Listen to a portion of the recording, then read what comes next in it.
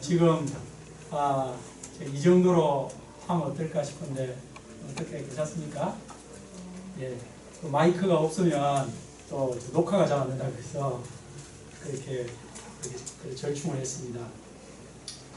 아주 날씨가 너무 아주 좋네요.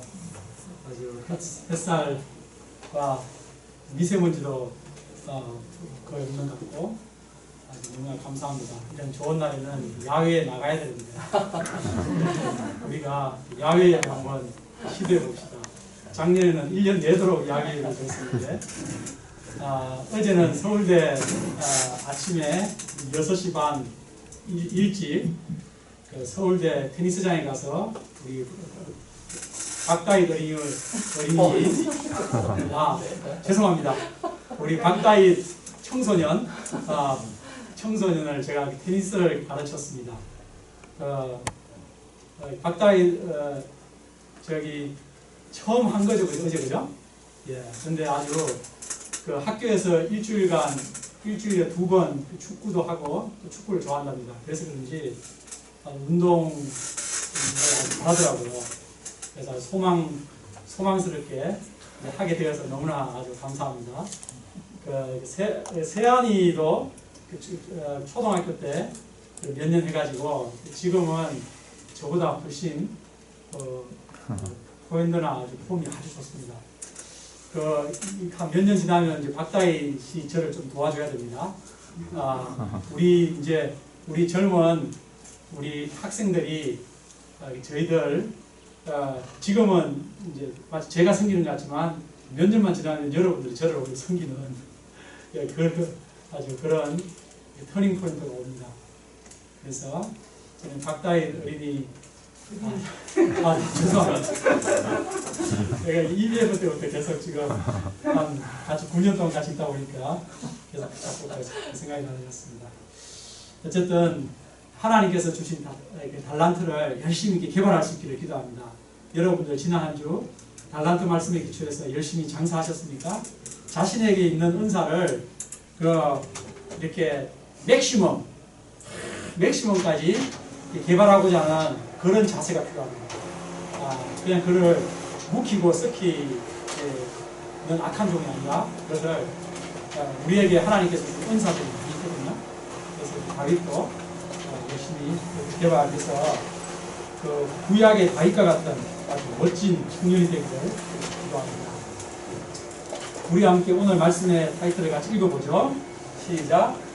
지극히 작은 자 하나에게. 우리 요절 읽어보겠습니다. 시작. 임금이 대답하여 이르시되 내가 진실로 너에게 이르노니 너희가 이게 내 형제 중에 지극히 작은 자 하나에게 한 것이 곧 내게 한 것이니라 하시고. 고마우신 하나님 아버지, 이 좋은 날씨를 주시고 함께 모여서 하나님께 예배하는 축복을 주셔서 감사합니다. 주님, 한 주간 중에 지금 이 시간이 가장 귀한 줄 알고 하나님의 말씀을 심령에 받게 도와주시옵소서. 그리고 그 말씀에 힘입어서 또 한 주를 승리하며 하나님께 영광을 돌리는 삶을 살게 하옵소서. 주님께서 이 시간 성령께서 한 분 한 분의 심령과 함께 하시고 이 부족한 죄인이 말씀을 잘 드러낼 수 있도록 도와주셔서 이 시간 우리 마음에 지극히 작은 자를 섬기는 것이 얼마나 귀한 것인지 잘 배우게 도와주십시오. 우리 구주 예수님 이름으로 기도합니다. 아멘. 네. 오늘 말씀은 예수님의 종말론 강화의 마지막 비유입니다. 그런데 비유적 요소는 목자가 양과 염소를 구분한다 하듯이 직유법이죠. 그렇다면 같이 그거 외에는 모든 내용들은 최후 심판에 있을 구체적 예언을 해주고 계신 것입니다. 특히 오늘 요절 말씀, 이 빨간 글씨에 나오는 요절 말씀, 우리 관악 7부의 대첩 요절 말씀입니다. 우리 관악 7부는 지극히 작은 자를 예수님처럼 섬기자는 공동체가 되고자 방향을 잡고 이 교회를 개척하겠습니다. 이 시간 말씀을 통해서 지극히 작은 자 하나를 섬기는 것이 예수님을 섬기는 것이라는 이 놀라운 진리를 마음에 깊이 영접할 수 있게 기도합니다. 함께 31절을 같이 읽어보죠. 시작.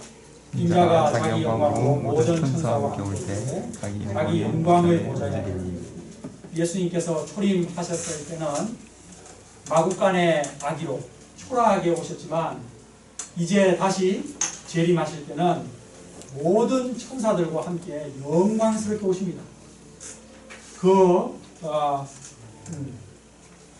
그리고 영광의 보좌에 앉으십니다. 그 보좌는 심판의 보좌입니다. 그때 모든 민족을 다 그 앞에 모으시고 심판을 시작하십니다. 여기에 예외란 없습니다. 그때 예수님은 마치 목자가 양과 염소를 구분하듯이 의인과 악인을, 의인은 오른편에 악인은 왼편에 구분하십니다. 그때 저와 여러분은 어느 편에 있어야겠습니까? 지금 어느 편에 있어야겠습니까? 어제 배운 양편 네, 그렇습니다. 바로 양편 오른편에 있어야겠죠. 예, 그래서 자기 자신을 이 시간 한번 생각해 볼 수 있기도 합니다. 예수님은 오른편에 있는 자들에게 말합니다. 34절입니다. 내 아버지께 복받을 자들이여 나와 창세로부터 너희를 위하여 예비된 나라를 상속받으라. 예수님께서 이런 놀라운 축복을 주실 때 의인들은 감격하여 눈물을 흘릴 것입니다. 창세로부터 예비된 하나님 나라, 이것이 우리 신자의 궁극적 소망입니다. 그런데 예수님께서 이런 축복을 그 의인들에게 주시는 이유가 무엇입니까?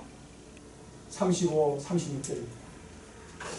내가 줄일 때에 너희가 먹을 것을 주었고 목마를 때 마시게 하였고 나그네 되었을 때에 영접하였고 헐벗었을 때에 옷을 입혔고 병들었을 때에 돌보았고 옥에 갇혔을 때에 와서 보았느니라. 예수님은 오른편에 앉은 자들이 예수님에게 이런 선행을 했다고 하십니다. 그러자 오른편에 앉은 자들의 반응이 어떠합니까? 고개를 갸우뚱하면서 37절로 39절 말을 했습니다. 우리 같이 읽어볼까요? 주여부터입니다. 시작. 주여, 우리가 어느 때에 주께서 줄이신 것을 보고 음식을 대접하였으며 목마르신 것을 보고 마시게 하였나이까? 어느 때에 나그네 되신 것을 보고 영접하였으며 헐벗으신 것을 보고 옷 입혔나이까? 어느 때에 병드신 것이나 옥에 갇히신 것을 보고 가서 배웠나이까? 의인들은 자신들이 예수님을 섬긴 기억이 나지 않았습니다. 이처럼 참된 선행은 자신이 한 선행을 잊어버리는 선행입니다. 오른손이 하는 것을 왼손이 모르는 것입니다. 이는 선행이 몸에 배어 있어서 자신이 선행을 하고 있는지 했는지 안 했는지 전혀 모를 정도로 선행이 자연스럽게 되었음을 말합니다. 의인들이 주님을 섬긴 기억이 전혀 나지 않는다고 말하자 예수님이 무엇이라고 말했습니까? 40절을 같이 읽어보죠. 여절입니다. 시작. 임금이 대답하여 이르시되 내가 진실로 너희에게 이르노니 너희가 여기 내 형제 중에 지극히 작은 자 하나에게 한 것이 곧 내게 한 것이니라 하시고, 예수님은 여기 내 형제 중에 지극히 작은 자 하나에게 한 것이 곧 내게 한 것이니라 라고 하셨습니다. 거기에 그 지극히 작은 자들이 거기 있었겠죠. 이제 예수님은 왼편에 있는 자들에게 선언하십니다. 저주를 받은 자들아, 나를 떠나 마귀와 그 사자들을 위하여 예비된 영원한 불에 들어가라. 그들에게 지옥 형벌을 내리시는 이유는 앞에 의인들과 반대로 그들이 어떠한 선행도 베풀지 않았기 때문입니다. 그러자 그들의 반응이 어떠합니까? 펄쩍 뛰면서 말했습니다. 주여, 우리가 어느 때에 주께서 줄이신 것이나 목마르신 것이나 나그네 되신 것이나 헐벗으신 것이나 병드신 것이나 옥에 갇히신 것을 보고 공양하지 아니하더이까. 그들은 억울하다고 토로했습니다. 예수님께서 만일 찾아오셨다면 얼마든지 잘 공양해 드렸을 텐데 찾아오신 적도 없으시면서 왜 이러시냐고 말했습니다. 그러자 예수님이 무엇이라 대답하십니까? 또 45절 읽겠습니다. 시작. 이에 임금이 대답하여 이르시되 내가 진실로 너희에게 이르노니 이 지극히 작은 자 하나에게 하지 아니한 것이 곧 내게 하지 아니한 것이니라. 예수님은 이 지극히 작은 자 하나에게 하지 아니한 것이 곧 내게 하지 아니한 것이다 라고 하셨습니다. 결국 예수님은 지극히 작은 자에게 선행을 베풀었는가? 선행을 베풀지 않았는가? 그것으로 영생에 영벌에 나누셨습니다. 자, 이상의 말씀을 제가 다 오늘 말씀을 다 들었습니다. 이제 여기서 우리는 이 말씀을 다 듣고 나서 생각해 보니 여러분 한 가지 의문이 생기지 않습니까? 또 다른 의문이 생기는 분들도 계실 텐데 제가 의문이 드는 점을 이 시간 이야기해 보겠습니다.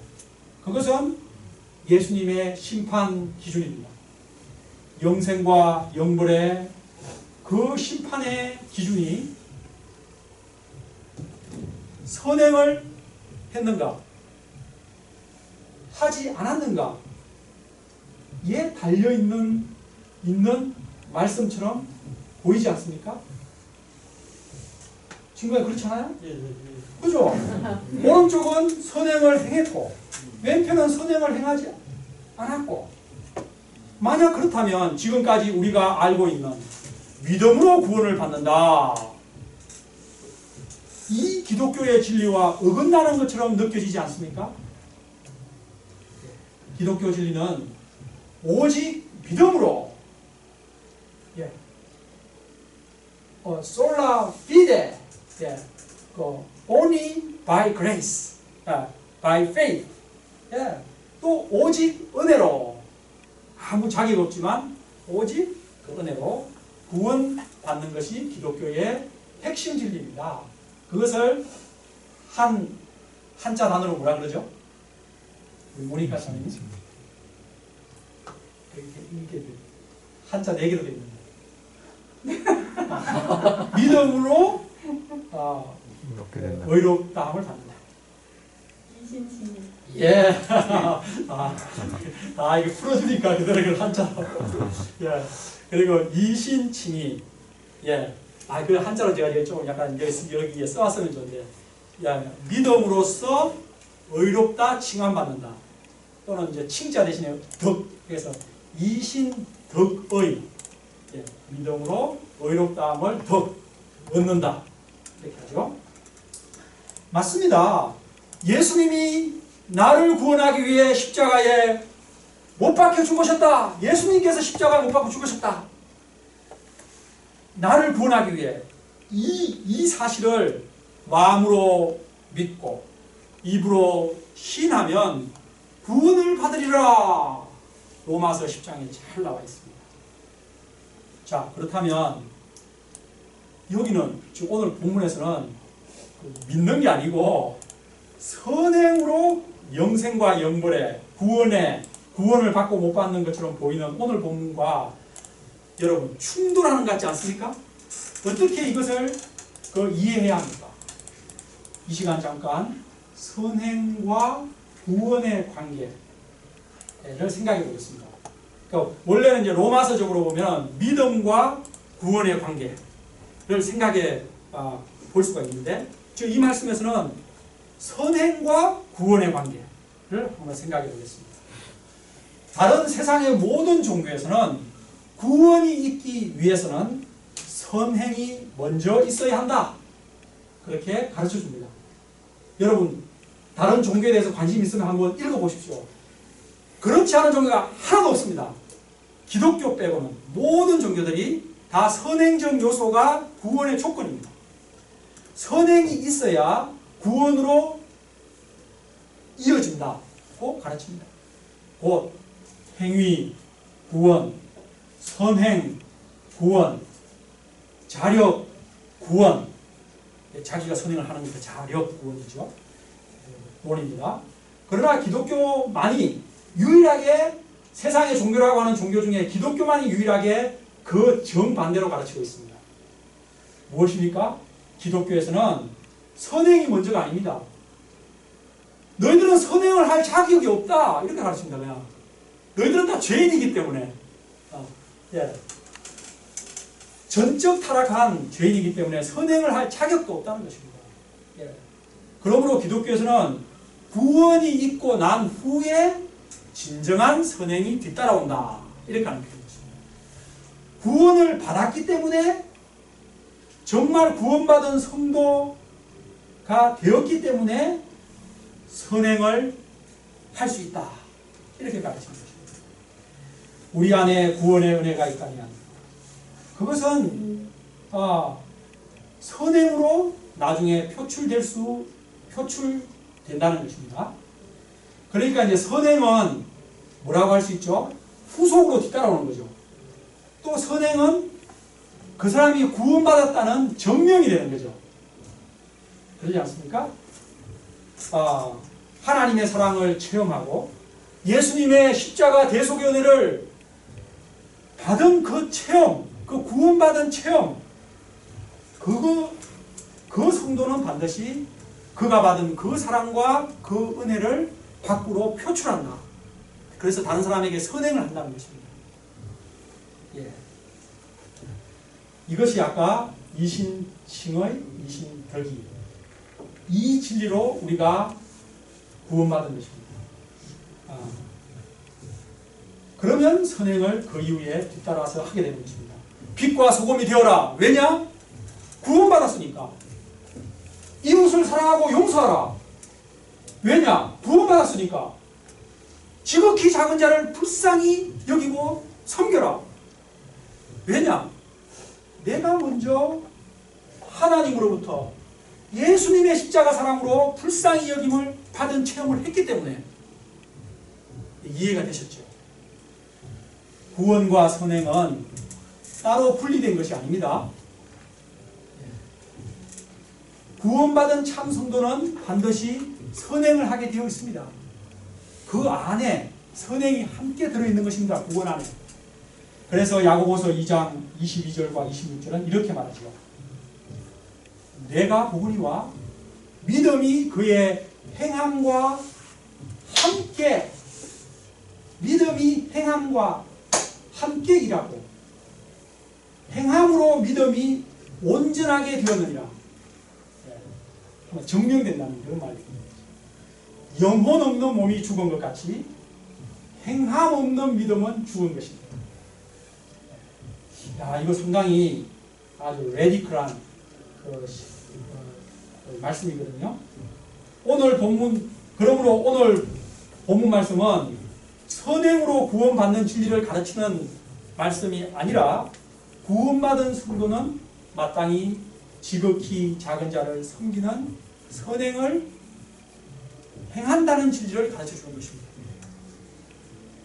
자, 조금 더 본문으로 들어가서 생각해 보겠습니다. 오른편에 있는 의인들은 이미 구원을 받은 자들이기 때문에 선행을 자연스럽게 행했다는 것입니다. 자연스럽게 자기 주변의 지극히 작은 자들을 섬겼습니다. 왜? 하나님의 사랑으로. 자신들이 그런 선행을 했는지도 자신도 모를 정도로 습관적으로 선행을 하며 살았습니다. 왜? 예수님의 사랑 때문에.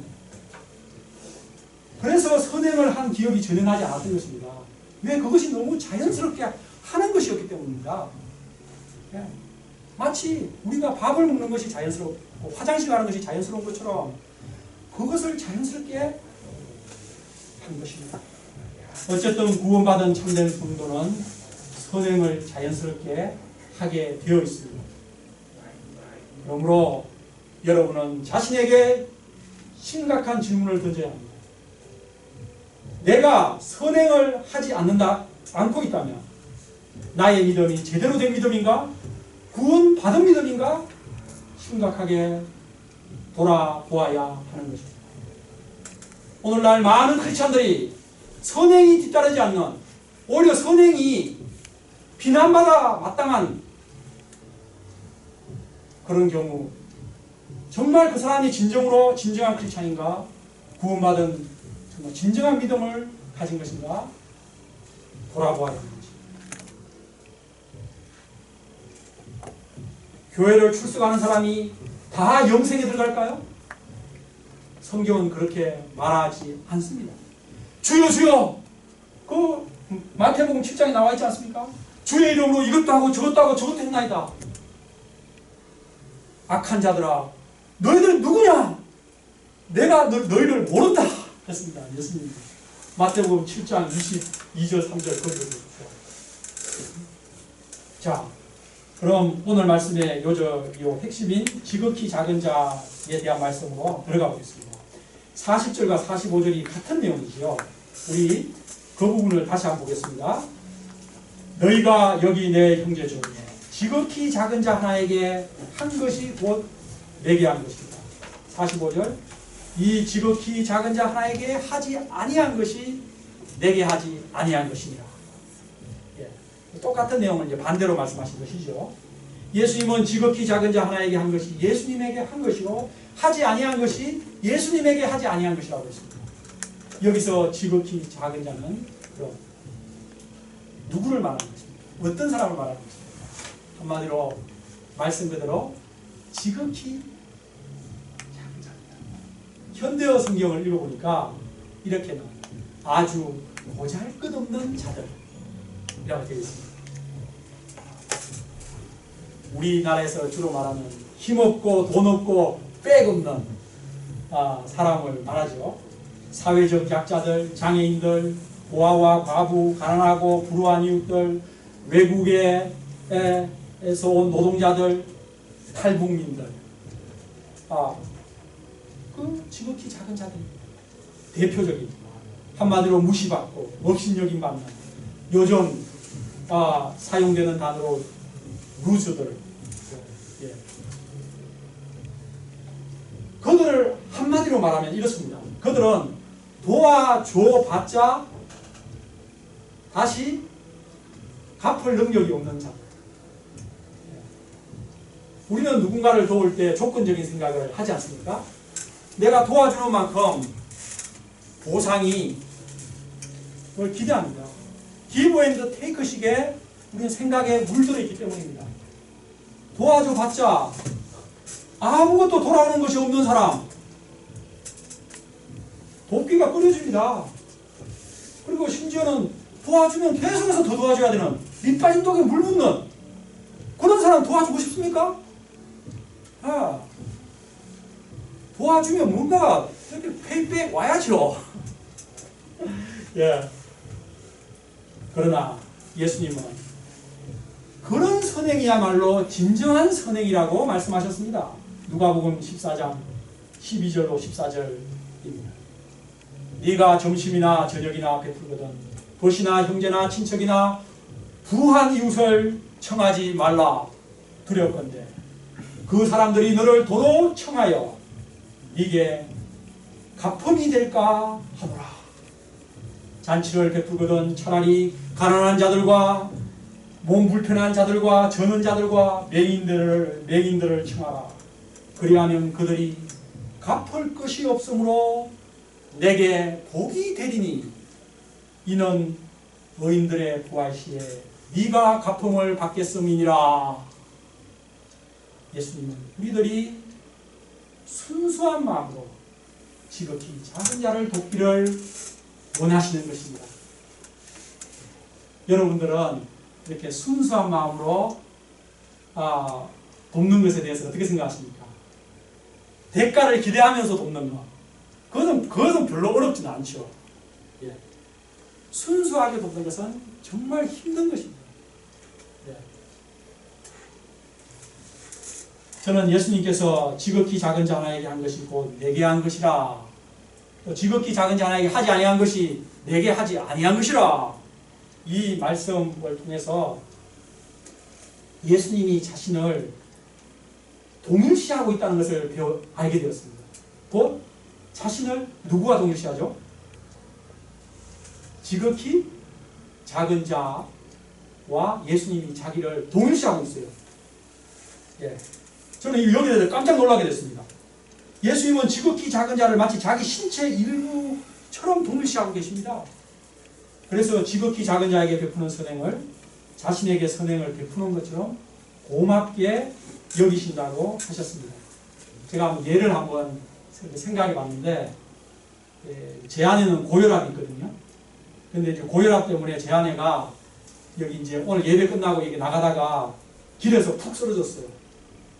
그런데 누군가 급히 그 심폐소생술을 해주고 응급실로 옮겨서 한다면 저는 그 사람을 제 생명의 은인처럼 생각할 것입니다. 왜냐하면 저와 한 몸인 제 아내에게 그 사람이 선행을 베풀었기 때문입니다. 예. 저는 제 모친이 소천하신 지 1년이 지나서 작년 추석 때 이제 추석이 되면 이제 부모님께 이제 고향에 이제 부모님 이제 찾아뵙고 이제 부모님과 음식을 나누고 부모님께 용돈도 드리고 하지 않습니까? 근데 이제 어머니께서 하늘나라 가셨으니까 어머님에게 이제 그렇게 할 수도 없고 뭐 용돈도 드릴 수도 없잖아요. 그래서 제가 한 가지 이벤트를 생각이 됐습니다. 또 작년 같은 경우는 아버지한테는 갈 수는 있지만 코로나 때문에 또 약간 가기가 약간 낭망했죠. 그래서 제가 그때 한 가지 생각한 이벤트가 제 어머니 대신에 어머니에게 선행을 베풀었던 분을 내가 찾아뵙는 것이었습니다. 제 어머니께서 고부 갈등과 우울증으로 친정에 가서 요양을 하실 때 어머니를 신앙적으로 도와주신 목사님과 사모님이 계셨습니다. 그분들은 마음에 상처 입은 제 어머니에게 또 우울증으로 몸도 좋지 않은 제 어머니에게 수고하고 무거운 짐진 자들아 다 내게로 오라, 그 마태복음 그 말씀을 이렇게 들려주시면서 예수님께서 십자가로 서지사님의 모든 죄와 상처와 모든 수고로부터 그걸 다 가져가셨다고, 십자가로. 그러니까 아무 걱정하지 말고 집에 가서 건강하게 자녀들과 다시 살라고 그렇게 말해 주셔가지고 어머니가 마음이 너무 상쾌해져가지고 집에 와서 저희 육남매를 다시 또 힘을 내서 이제 키웠다는 얘기를 뭐 밭일하고 논일하고 뭐 할 때마다 어머니가 주로 저에게 들려주시는 게 에피소드예요. 자기가 받았던 그 은혜 받았던 거. 어머니께서 그 말씀에 힘을 얻고 마음이 치유되고 다시 집으로 돌아왔다는 이제 이야기죠. 저는 제 모친을 그렇게 도와주신 그분들이 마치 저를 도와주신 것처럼 고맙게 생각이 되어 제가 이제 찾아뵙고 과일과 용돈을 조금 드리고 왔습니다. 김포공항 쪽에 계신데 돌아오는 길에 제가 이제 돌아오려고 하는데 차를 타고 오려고 하는데 제 마음에 갑자기 천국에 계신 어머니가 생각이 나면서 어머니가 저한테 말씀을 하고 계신 것처럼 제가 딱 느껴지는 거예요. 이제 이런 걸 약간 환상이라도 할 수 있는데 그 직접은 아니고 어머니께서 그래 인수가 네가 내 대신 신자상 목사님을 찾아뵙고 섬겨주었구나. 고맙다 아들아. 이렇게 어머니께서 이렇게 말씀하시는 것처럼 느껴지는 거예요. 느껴지면서 제가 눈물이 핑 돌아가지고 차를 처음에 운전을 못했습니다. 그리고 나중에 이제 마음이 차분해지고 나서 이제 운전해 보았어요. 예수님은 지극히 작은 자에게 베푸는 선행을 자신에게 베푼 선행과 동일하게 생각하십니다.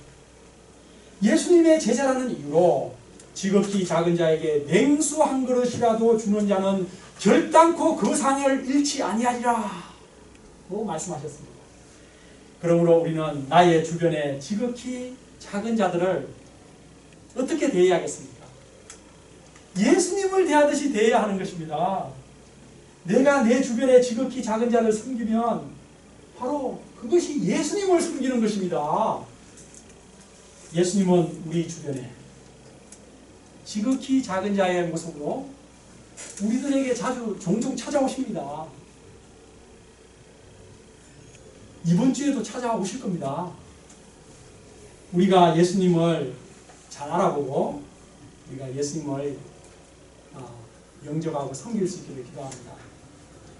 외면하지 말고 사람들은 누구나 예수님을 이렇게 영접하고 섬기기를 원합니다. 만약 예수님이 낙성대공원에 지금 나타났다 하면 우리 막 우르르 몰려갈 것입니다. 가가지고 웰컴 예수님 오셨어요. 얼마나 기다렸다고요. 내가 예수님 제일 좋아하는데 쟤들 말고 제가 제일 좋아하거든요. 그러면서 막 서로 예수님 막 웰컴한다고 장난이 아닐 겁니다. 그거 보면 거기 큰은혜 교회에서도 엄청 나왔고 그 옆에 성산교회에서도 엄청 나오고 엄청 나왔을 겁니다. 그 순복음교회에서 나오고 그래가지고 서로 자기들이 예수님 모시겠다고 자기 집에 가자고 할 것입니다. 그러나 우리 주변에 지극히 작은 자에 대해서는 그렇게 웰컴하지 않습니다. 도리어 지극히 작은 자들 내게 갑질하는 사람들도 있습니다. 왜 그 사람들은 반항을 못한다. 그 사람들은 다시 페이백해서 자기들을 고소하지도 못한다. 그래가지고 그 사람들은 그냥 마음껏 그냥 갑질하고 아주 가지고 놀려는 악한 이들도 있습니다. 그러나 우리들은 분명히 알아야 합니다. 예수님은 우리 주변에 지극히 작은 자의 모습으로 오시는 것입니다. 우리 주변에 지극히 작은 자를 섬기는 자는 예수님을 섬기는 것이며 지극히 작은 자에게 갑질하는 그것은 예수님께 갑질을 하는 것입니다. 그럼 예수님께서 어떻게 하겠습니까? 그 갑질하는 자는 영벌이죠. 뭐 섬기는 자는 영생이죠. 예수님은 우리가 우리 주변에 지극히 작은 자를 예수님 대하듯 대하기를 원하십니다. 특히 교회 안에 도움이 필요한 연약한 자를 더욱 섬기기를 원하십니다. 갈라디아서 6장 10절에서 바울은 이렇게 말했습니다. 그러므로 우리는 기회 있는 대로 모든 이에게 착한 일을 하되 더욱 믿음의 가정들에게 할지니라. 우리는 내 주변에 지극히 작은 자를 섬기고자 할 때 먼저 내가 과거 지극히 작은 자였다는 사실을 기억해야 합니다. 내가 지극히 작은 자였을 때 예수님께서 어떻게 나를 섬겨주셨는가를 기억해야 합니다. 저는 과거 대학에 들어왔지만 인생의 목적을 몰라 방황했습니다. 혼돈스러운 정치 상황으로 인해 연일 데모하며 거의 반미친 미치광이처럼 되었습니다. 인생의 의미도 모른 채 다만 생존 경쟁을 위해 치열하게 공부하고 살다가 결국 한 줌의 헐구로 돌아간다고 생각하니 허무가 뼛속 깊이 들어왔습니다. 그리고 정욕의 종이 되어 한없이 비참했고 저는 죽고 싶었습니다. 마치 저는 길 잃고 병든 유기견들 있죠. 유기 고양이들. 그런 유기견처럼 그렇게 그냥 막 돌아다니다가 막 깜짝깜짝 놀라고 막 차가 오면 깜짝깜짝 놀라고 막 그러다가 어느 길바닥에 쓰러져 죽을 자였습니다. 세상에서 저는 가장 지극히 작은 비참한 자였습니다. 이런 저를 예수님께서 불쌍히 여겨주셨습니다. 그래서 지금 캐나다에 선교사로 계신 서이사야 선교사님 통해 저에게 따뜻한 사랑으로 찾아오셨습니다. 그리고 죽어가는 저를 말씀으로 살려내셨습니다. 저의 병든 마음과 병든 가치관을 말씀으로 고치셨습니다. 예수님의 십자가 보혈로 저의 모든 더러운 죄를 씻으셨습니다. 그래서 제가 이제는 다른 사람을 섬길 수 있을 만큼 이만큼 되었습니다. 네. 지극히 작은 나를 섬겨주신 예수님은 이제 내가 또 다른 지극히 작은 자를 섬기기를 원하십니다. 현재 내가 섬길 지극히 작은 자에 대해서 생각해 보니 김민성 어린이, 박다희 청소년, 김다한, 이진광, 이호수아 형제님, 또 제 두 자녀들과 아내와 사랑자매님, 일본어 선생님, 그리고 우리 관악칠구 모든 분들입니다. 또 예수님을 몰라 방황하는 서울대 학생들과 낙성대 주변의 이웃들입니다. 결국 하나님을 모르는 모든 사람은 다 지극히 작은 자들입니다. 제가 제 주변의 지극히 작은 자들을 예수님 대하듯 하기를 기도합니다. 예수님이라면 어떻게 하셨을까? What would Jesus do? 이 제 인생의 모토를 늘 생각하며 그들을 대하기를 기도합니다. 결론입니다. 예수님은 지극히 작은 자에게 한 것이 곧 내게 한 것이다 라고 하셨습니다. 그러므로 내 주변에 도움이 필요한 지극히 작은 자들은 모두 나에게 찾아오시는 예수님인 것입니다. 그러므로 우리는 내 주변의 사람들의 모습 속에서 예수님의 모습을 발견해야 됩니다. 저 멀리 아프리카에 고통받는 사람들 뿐 아니라 내 옆에 있는 가장 가까운 아내와 자녀의 모습 속에서 또 예수님을 보아야 합니다. 오늘 저녁부터 여러분의 집에 찾아오시는, 아니 여러분의 집에 있는 예수님을 잘 섬길 수 있기를 기도합니다. 저는 여러분 한 분 한 분을 예수님을 대하듯 섬기는 목자 생활을 하기를 기도합니다. 여러분 또한 저 김요수와 지극히 작은 자를 그렇게 대해 주십시오. 우리 관악칠구가 서로서로를 지극히 작은 자로 알고 예수님을 대하듯 섬기는 행복한 교회 되기를 기도합니다. 기도하겠습니다. 고마우신 하나님 아버지, 오늘로써 종말론 마지막 말씀까지 다 하였습니다. 주님, 마지막 예수님의 재림하시고 심판하시는 그 의미하신 장면을 생각할 때 참으로 두렵고 떨리는 마음입니다.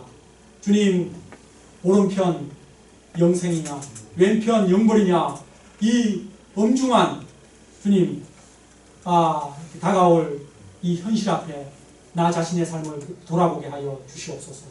주님, 저희가 먼저 예수님의 십자가를 나의 죄를 위한 것으로 10년 깊이 영접하게 하시고, 또 예수님의 그 십자가 사랑 받은 자로서 주님 그 사랑을 주님 지극히 작은 자들을 섬기는 것으로 주님 행할 수 있도록 도와주십시오. 지극히 작은 자로 우리에게 늘 찾아오시는 예수님을 보는 영적인 눈을 주시옵소서. 주님, 이번 주도 우리에게 찾아오시는 예수님을 섬기는 한 주 되게 하옵소서. 예수님 이름으로 기도합니다. 아멘.